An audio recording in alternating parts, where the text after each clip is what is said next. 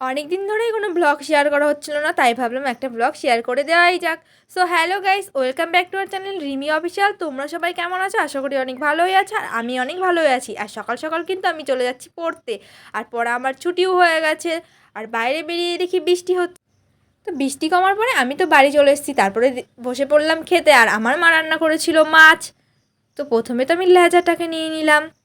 আগে কিন্তু আমি মাছের লেজা খেতে একদমই পছন্দ করতাম না, কারণ তাতে অনেক তেল থাকে, কিন্তু এখন কিন্তু আমি একটু একটু খাই। তারপরে তো আমি খেয়ে দেখছিলাম খেতে কেমন হয়েছে। খেতে তো অনেক ভালোই হয়েছিল।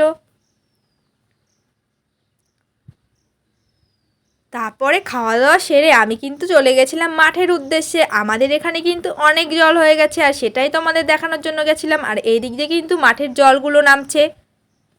তারপরে তো আমি ভাবলাম চলো একটু মাছ ধরা যাক।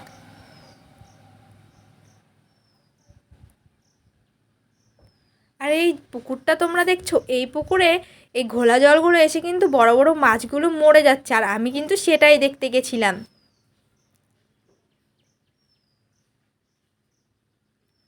আর আমাদের এখানে কিন্তু প্রতিবারই এরকম মাঠে জল হয়ে যায়। গিয়েই তো দেখলাম কত মাছ ভেসে ভেসে বেড়াচ্ছে। জানো তো দুঃখের বিষয়, এই মাছগুলো না আর বেশিক্ষণ বাঁচবে না, কারণ এই জলটা অনেক ঘোলা। তারপরে কিন্তু আমি একটা মাছ ধরেই ফেলেছিলাম, কিন্তু না, আমি ধরতে পারিনি, কারণ হাত ফসকে চলে গেছে। তারপরে ভাবলাম ওই দিকটায় যাওয়া যাক, আর আমি লাফিয়ে লাফিয়ে যাচ্ছিলাম মাছ দেখে।